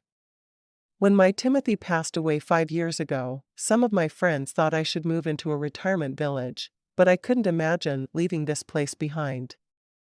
She folded her hands on her lap. "Now, tell me about yourself. I understand you were Jake's teacher this year." "That's right." "Well, you've done a good job. He's been able to make some real changes over the last few months. He's more like the boy he used to be." Jessica shook her head. "I don't deserve any of the credit for that. That's all due to his father. Kent's a good man. I couldn't have been happier in Amy's choice of a husband. He took the best care of her right up to the end, but now, I think it's high time he took care of himself a little more." "Is that where you come in, my dear?" Jessica felt her cheeks flame. "I don't know," she said after a pause. "I like him, but we just started getting to know each other recently. I can't predict the future." No, but she could dream about what was going on right at that moment. Was that a helpful thing? She hadn't quite decided. "I'm sure Kent's told you that he hasn't dated anyone since Amy passed. Just the fact that you're here now is a big step for him, and one that I'm glad to see him taking. Amy was a wonderful girl and we all miss her terribly, but Kent needs more happiness in his life. I don't know if I'm the one who can help him find it, but I do promise that I won't hurt him," Jessica replied. "However this plays out, I'll always be fair and honest with him. And that means the world." Jean sat back and smiled at her. "So, you're taking my grandson to build things today. He should be down in a minute. I heard the shower start just before you knocked. He's so excited. I haven't seen him this enthused about something for a long time. I'm so glad. My uncle's a great guy, and I know they'll get along well. Plus, there are about 50 other boys there for him to hang out with. Which is exactly what he needs." Footsteps thundered down the stairs, and Jake skidded into the living room. "Hi, Miss McClain." "Sorry, Granny, I got going a little too fast and couldn't slow down." Jean shook her head indulgently. "Just don't destroy my house while you're at it." "Okay. Is it time to go?" "Yes, it is." Jessica stood up. "I'll have him home in time for dinner." "Enjoy yourself, Jake, and listen to instructions," Jean told him. "I will, Granny. See you later." He bounded out of the house, and Jessica turned to Jean with an incredulous look on her face. "I told you, he's making miraculous changes. Have a good time." "We will." "Thanks, Mrs. Rohan." Jessica followed Jake outside, only with considerably less bounce in her step. She didn't think she was even capable of that kind of energy. They climbed into her car and she insisted that Jake buckle up, and then they were on their way. Dad called last night and said he made it safely. I thought you might want to know. Thank you. Just what did Jake think was going on here? Did he think they were in a relationship? I'm sure you were relieved to hear that, she said, trying to put the focus back on the father/son dynamic. Yeah. I was glad he called. Jake turned on his Walkman and didn't say much for the rest of the drive, but she could tell by the way he looked out the window that he was excited about where they were going. When they reached the ranch, he bounded out of the car and into the shop without looking back, and she laughed. That one will be fun to have around, Jonathan said, coming up beside the car. Jessica leaned out the open window. He's definitely eager to be here. Do you want me to hang around for a while until he's settled in? I think you're fine to leave. Will you just be at home?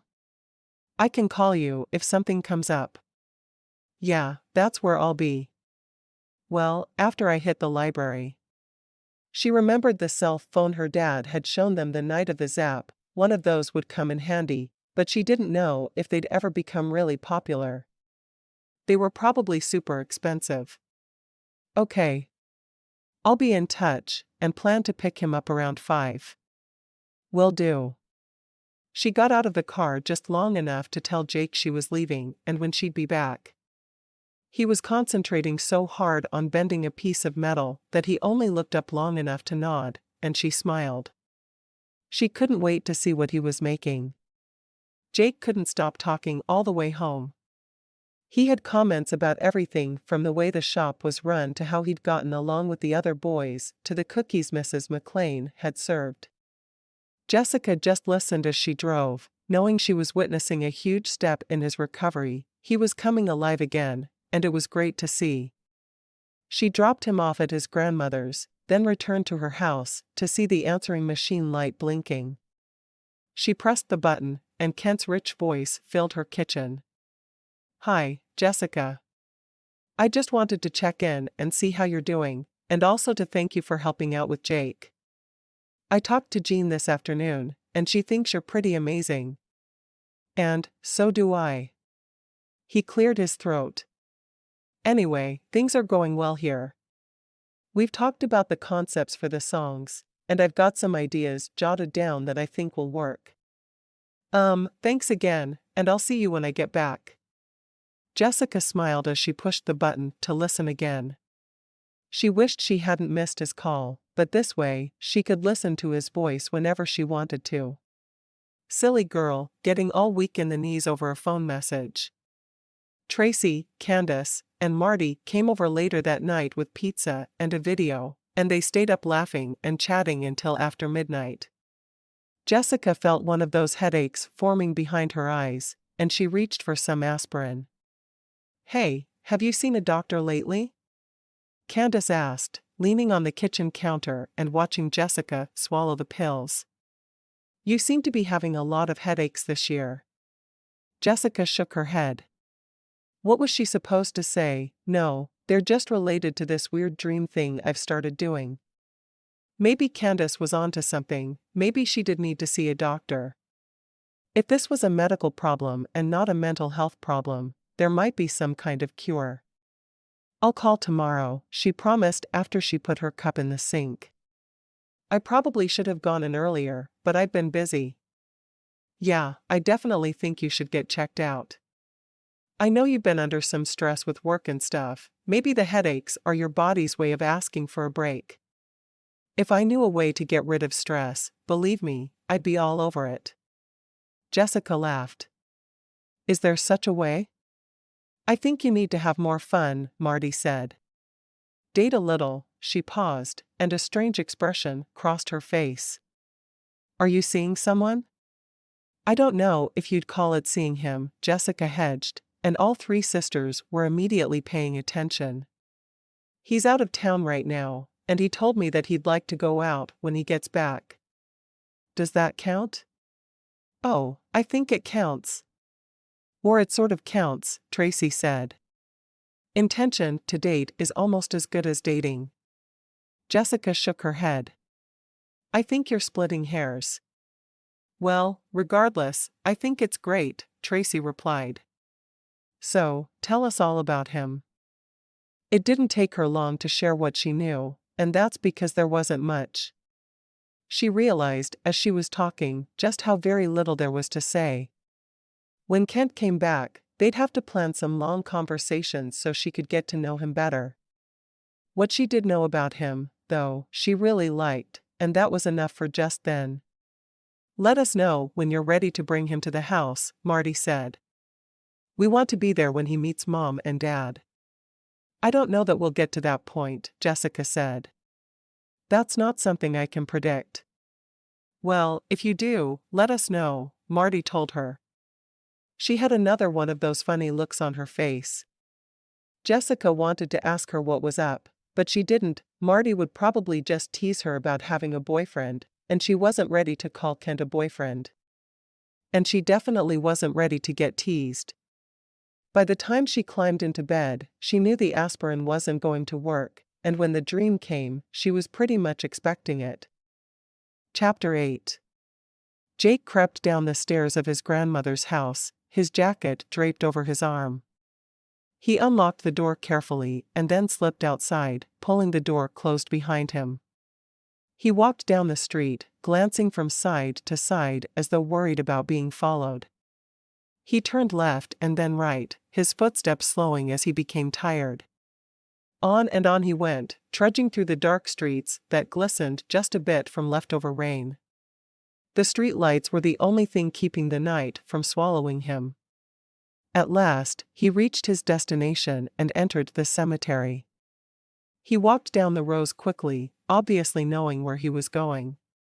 When he got to the last row on the north, he stopped and knelt down at a gravestone that read Amy Rohan Morgan.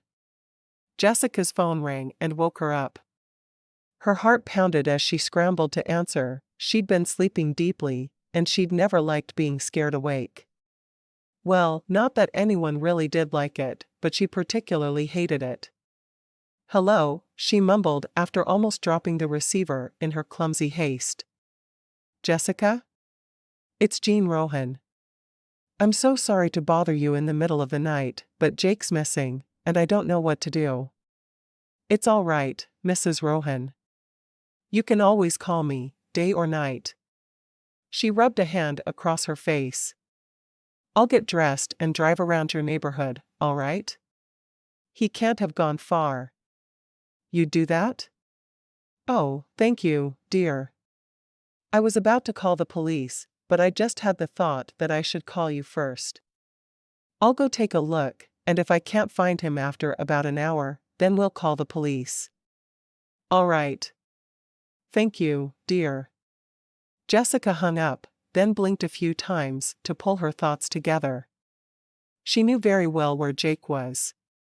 Now she just had to wake up enough to go get him. She took off her pajamas and pulled on some jeans and a t-shirt, then splashed some cold water on her face. She grabbed a couple of granola bars from the kitchen, remembering that Jake had looked hungry in her dream, although she wasn't sure how someone looked hungry unless they had lost a bunch of weight or something, and headed out. It only took her a short time to reach the cemetery. Thankfully, it wasn't one of those with huge iron gates that were locked, closed every night. Instead, it was a smaller lot, with maybe 200 headstones, and there wasn't a gate. She parked and walked the same path she'd seen Jake follow, and within just a few minutes, she found him, sitting in the dark next to his mother's grave. Hey, she said softly, not wanting to startle him. He turned and looked up at her, his face tear-streaked. Miss McClain? What are you doing here? She sat down on the grass next to him. It was a little damp from dew, but she didn't care. Your grandmother called me and said you were missing. She's pretty upset. I thought she was asleep. Grandmothers have a way of knowing when something's up with one of their grandkids. He nodded. But how did you know where to find me? That was the question. School teachers have a pretty good way of knowing stuff too, she said. I just asked myself where you were most likely to be. It wasn't a convincing lie, but it was the best one she could come up with. Why are you out here in the middle of the night? My dad doesn't like to come here, Jake said. We've only been once since my mom died. He says it hurts too much, but I actually feel better when I come. You sneak out so he doesn't know you're here? Yeah. If he knew, it would upset him, I think. And you come here a lot? Every so often, yeah. That explained his sneaking out at night. But what about your grandma? Doesn't she come here, wouldn't she bring you? He shrugged. I guess I never thought to ask. I mean, it's sort of a taboo subject at my house, you know? I'm used to not talking about it. You know what? I think if you told your dad that it makes you feel better to come here, he wouldn't have such a hard time with it. But he gets this kind of weird look on his face whenever he hears my mom's name. I hate to bring it up. Jessica put her hand on his shoulder. You've come a long way over the last several months, and I think your dad has too. You might give it a try when he gets back. For right now, though, your grandma is sick with worry, and I think we need to let her know you're all right. Yeah, you're right. I didn't mean to upset her. I know you didn't mean to, but she could use an apology. He nodded, and they walked together back to the car. She handed him the granola bars, which he ate while they drove. When they reached Jean's house, the front room lights were ablaze, and the door flew open as soon as Jessica cut the engine. Jean stood in the doorway in her housecoat, and she held out her arms as Jake walked up the porch steps. I'm sorry I scared you, Granny, he said, his voice muffled by her hug. I went to the cemetery to see Mom. You did? In the middle of the night? I didn't know if you'd let me go there. She searched his eyes. Of course I'd let you go there. Anytime you want. But please, don't run off again, you're all I have left of your mother, Jake. I worry about you like I don't think you could even understand. I'm sorry, Granny. I really am. Jessica stood in the shadows on the sidewalk, thinking that she'd just leave and let them talk things through in private, but Jean caught sight of her. Jessica. Thank you so much for finding him.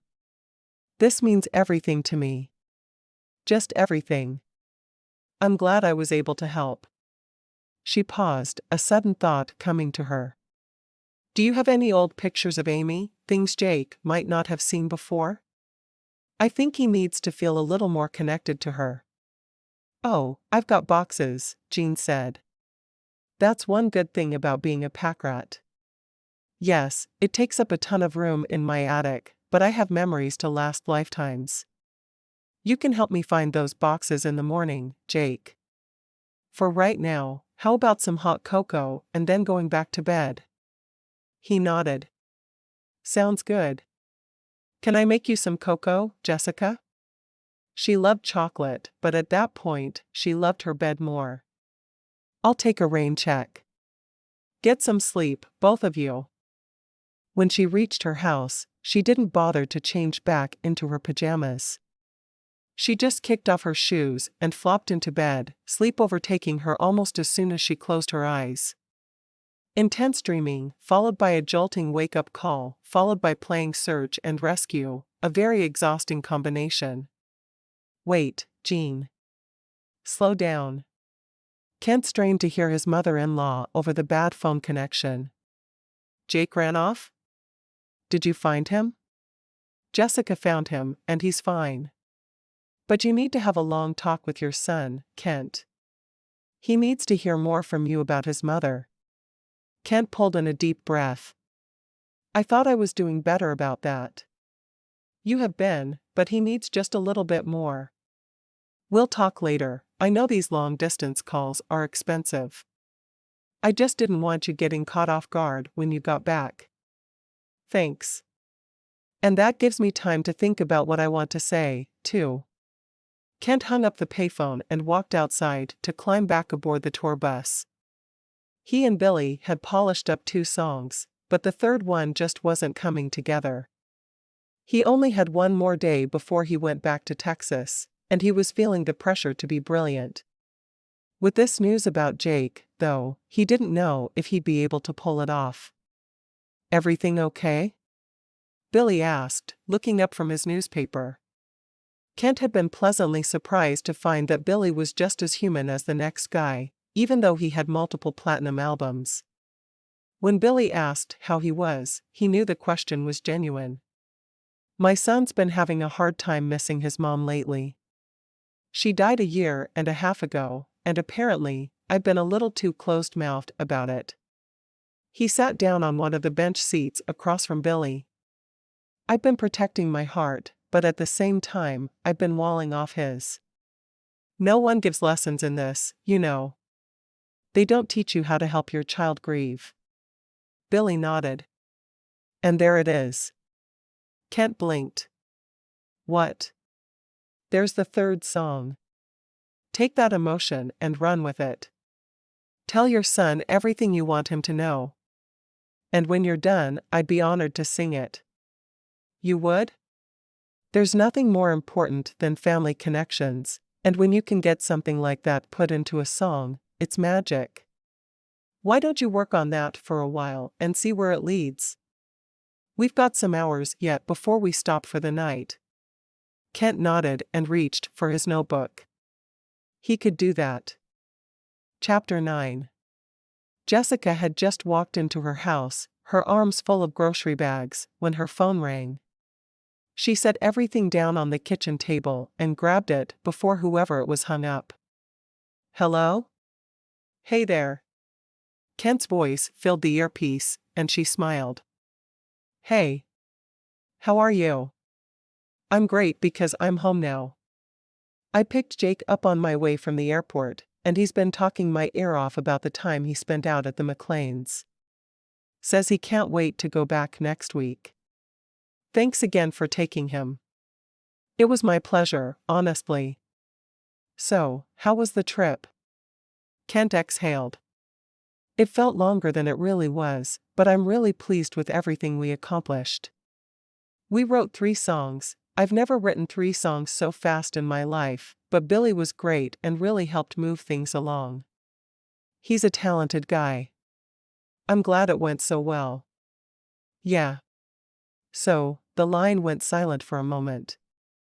"I told you that I'd want to ask you out when I got home." "Yep, you sure did." "And I'm home now." "Yep, you sure are." "So, do you want to go out?" "You've been home 5 minutes? Have you even set your suitcases down yet?" "Nope. I'm holding them while we talk." He chuckled.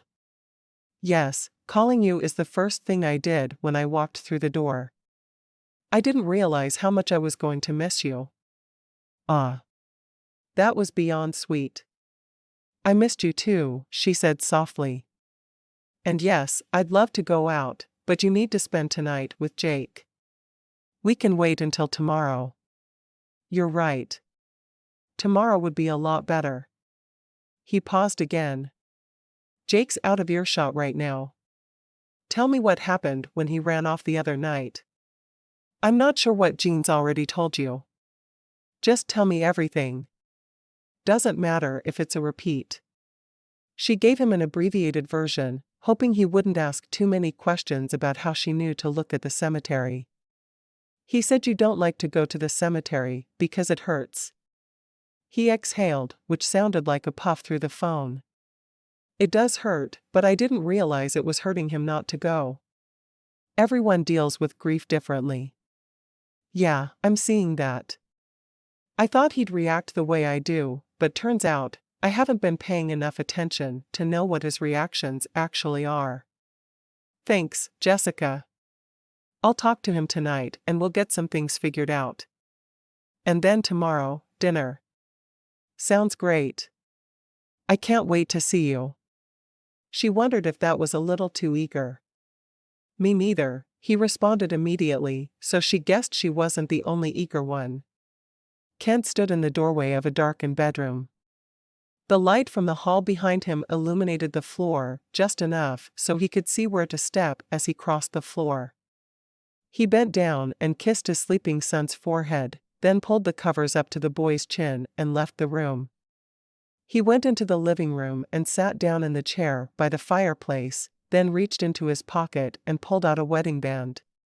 He turned it over in his hands several times, studying it, and then he stood and placed it in a small wooden chest on the mantel. Then he picked his guitar, sat down again, and started to play. Kent wiped his hands on the legs of his jeans as he waited for Jessica to answer her door. He couldn't remember the last time he'd been this nervous. Okay, he could. It had been his first date with Amy. Apparently, he and first dates didn't get along very well. Jessica answered the door and grinned. "Hey there. I was starting to think you weren't coming." "What do you mean?" "I'm only about 2 minutes late." "Exactly. Do you know how long 2 minutes is when I'm hungry?" She reached out, took him by the wrist, and tugged him inside. "I just need to grab my shoes." He looked around her living room while she disappeared down the hall. It was a lot like he'd envisioned her house would look, practical, but with a homey touch here and there. It was almost meticulously clean. He supposed it would be easy to keep things this clean when there was only one person living here. She came back wearing shoes and carrying a purse. "Okay. I'm ready." She walked past him as if to open the door, but he put out a hand and touched her elbow. She turned to him, a curious look on her face. "Come here," he said softly, and she grinned, taking a step his direction. He wrapped his arms around her waist, and she rested her head on his shoulder. It felt so good to hold her in his arms. He hadn't realized how empty his arms had felt until she was there to fill them up. He could have stayed that way forever, but then he remembered that she was hungry. "Shall we go?" he said into her hair. "I don't know. I'm kind of comfortable." "Me too, but if you pass out, I can't have that on my conscience." She leaned back and smiled up into his face. "All right, I suppose I could let you feed me." "I mean, if you must." "Yes, I must." "How's Italian?" "Perfect." Kent couldn't help himself. As he drove, he reached over to take her hand. It was like he suddenly couldn't stop touching her. He hoped he wasn't coming across as creepy. It just felt so good to have that contact. "How did your talk with Jake go last night?" "It was hard, but it was good," he replied. "We talked for probably 2 hours, more than we ever have before, and he told me about some stuff Jean has in her attic that she showed him. Amy's yearbooks, some of her favorite toys from when she was little, stuff like that. So I pulled down a box of things that I've held on to, and we looked at them together. By the time he went to bed, we were both worn out and had cried a million tears, but it was exactly what we needed." She squeezed his hand. "I'm sorry it was so rough on you. Sometimes things have to be rough in order to get better. I think Jake and I are finally to the point where we're both ready to move on at the same time. In fact, he told me that he thought I should start dating again." "Wow. That's a pretty brave thing for a kid to say." "It really is. I didn't tell him you, and I had already set this up. I let him think it was his idea." "And what did he say when you told him you were going out?" "He was pretty happy about it. He said I chose the right woman to ask." Jessica grinned. "I have to agree. Is he with Jean tonight?" "Yeah. She's pretty glad we're going out too. I think she took a shine to you this last week." "And I did to her. She's quite the woman. She had a ton of great things to say about you." Kent pulled the car into the parking lot of the restaurant. "I'm sure I didn't deserve them." "Oh, I'm sure you did." It was hard for Kent to concentrate during the meal. He was becoming aware of thoughts and feelings he hadn't experienced for a long time, things like being aware of Jessica's every movement, how she flicked her hair over her shoulder when it fell forward, how she held her fork, how little lines around her eyes crinkled when she laughed. All his senses were on high alert for some reason, and it was both enjoyable and uncomfortable. It might have been easier to relax if he wasn't so very attuned to her every breath. When they were finished eating, he asked if she'd like to take a walk, and she agreed.